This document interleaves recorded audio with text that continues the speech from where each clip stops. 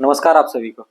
तो आज जो देखेंगे हमारा स्टेलाइजेशन का एक और टॉपिक है स्पॉन्डिलिंग प्रिंसिपल। ठीक है, बहुत ही ये भी मजेदार टॉपिक है। इस पर भी बहुत सारे रिसर्च कर गए, उनके बाद इसको लाया गया। ठीक है, तो दरअसल एक साइंटिस्ट थे अर्ल एच स्पॉल्डिंग। ठीक है, उन्होंने जब देखा कि काफी चर्चा हो रही है जब स्टेलाइजेशन पर, ठीक है, लुइस पास्चर अलग अलग साइंटिस्ट जो थे, जोसेफ फिशर अलग अलग चीजों अपना दे रहे थे, तो ये सोचे कि हम क्यों पीछे रहे। तो इन्होंने भी आगे बढ़ के कुछ बताया।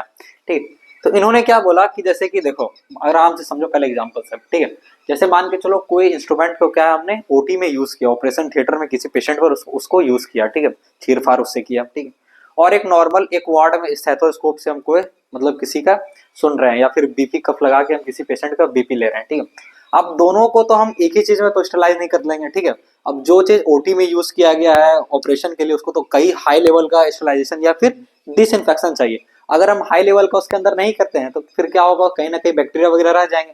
और ये जो हम नॉर्मल ओपीडी वगैरह में जो ये सब स्टेथोस्कोप बीपी कफ जो लगा के मेजर करते हैं नॉर्मल, तो इसमें क्या है कि इसको तो छोटा मोटा हल्का सैनिटाइजर से भी साफ करेंगे तो वो साफ हो जाएगा। ठीक है, तो इसी को अलग अलग लेवल का मतलब क्या कह सकते हो, लेवल वाइज डिवाइड किया इन्होंने, ये साइंटिस्ट ने, अर्ल एच स्पॉल्डिंग ने। इन्होंने बताया कि स्पॉल्डिंग प्रिंसिपल के बारे में इन्होंने दिया। ठीक है, उन्होंने कहा this principle tells the appropriate level of disinfection. ठीक है, this principle tells the appropriate level of disinfection और sterilization needed for different medical devices. ठीक है, जो डिफरेंट मेडिकल डिवाइसेस है, चाहे वो हमारा सीजर्स हो, ठीक है, सर्जिकल ब्लेड हो, या फिर चाहे बीपी कफ हो, या फिर स्टेथोस्कोप हो, या फिर माउथ मिरर हो, कुछ भी हो। ठीक है, अब सबको तो एक चीज सबको तो एक लेवल का डिसइंफेक्शन नहीं चाहिए। अब तुम ही समझो, एक नॉर्मल क्लास का अगर हम एग्जांपल लें, तो क्लास में कई स्टूडेंट होते हैं जिनको हल्का हल्का समझा दे तो वो समझ के सही हो जाता है। कोई स्टूडेंट होता है कि जिनको अच्छे से प्रॉपर ध्यान देना पड़ता है, उनको 2-3 बार समझाना पड़ता है, तब जाके वो समझते हैं। ठीक, तो सेम प्रोसेस यहाँ है भाई। अब हॉस्पिटल में तो कई सारे मेडिकल इंस्ट्रूमेंट्स यूज किए जाते हैं। ठीक है, अब किसी को हाई लेवल का स्टेलाइजेशन और डिसइंफेक्शन चाहिए, तभी जाके उससे माइक्रो ऑर्गेनिजम्स क्या होंगे, वो साफ होंगे। और किसी को क्या है, नॉर्मल हम सैनिटाइजर अल्कोहल से साफ कर देंगे तो वो साफ हो जाएंगे। ठीक, तो वही इन्होंने बताया क्या है भैया, एक ऐसा प्रिंसिपल है जिसमें जिसमें जिसमें ये बताया जाता है कि जो मेडिकल डिवाइसेस है उसको किस लेवल का स्टेलाइजेशन चाहिए या फिर डिसइंफेक्शन चाहिए ताकि वो साफ हो जाए। ठीक है, तो उन्होंने 3 लेवल में डिवाइड किया। ठीक है, सबसे पहला लेवल था क्रिटिकल, सेमी क्रिटिकल और नॉन क्रिटिकल। 3 लेवल में इन्होंने क्या किया, हर मेडिकल डिवाइसेस को क्या किया, इन्होंने क्लासिफाई किया। सबसे पहला जो लेवल था वो था हमारा क्रिटिकल लेवल। ठीक है, तो इन्होंने बताया कि क्रिटिकल लेवल में वो इक्विपमेंट्स और वो डिवाइसेस आएंगे मेडिकल के, जो कि कई हमारे मतलब क्या हो रहा है, जो ऑपरेशन थिएटर में और जो शरीर के अंदर हमारे यूज किया जा रहा है। ठीक है, इन्होंने कहा क्रिटिकल में आइटम्स इंटर द टिश्यू।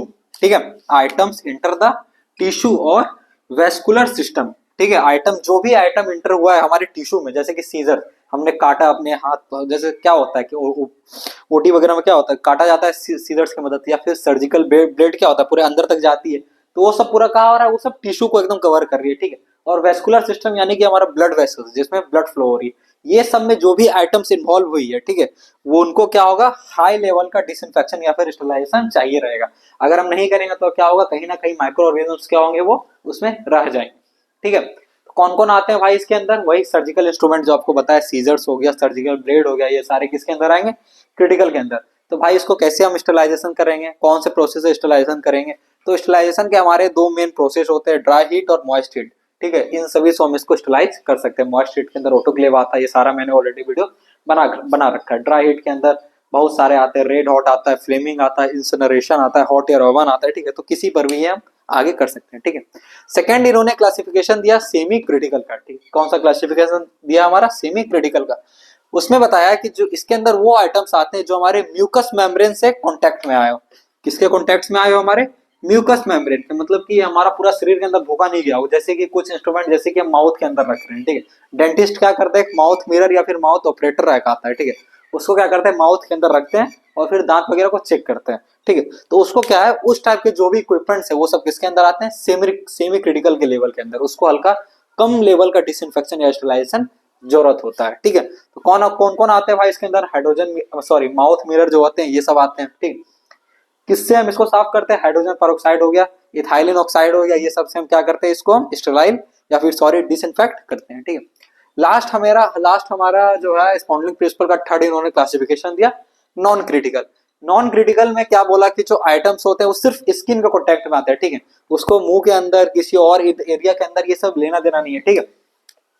वो सब क्या होता है, सिर्फ स्किन के कांटेक्ट में जो हमारे इक्विपमेंट्स आते हैं, ठीक है, स्किन के कांटेक्ट में, वो हम किसके अंदर आते हैं, नॉन क्रिटिकल के अंदर, ठीक है। तो स्किन के कांटेक्ट में क्या हो, जैसे स्टेथोस्कोप यहाँ लगा के सुन रहे हैं, यहाँ लगा के सुन रहे हैं, या फिर बीपी कफ हाथ में हम बांध के देख रहे हैं, तो सब क्या है भाई, सब सुपरफिशियली है ना, सब स्किन के ऊपर ही हम यूज कर रहे हैं।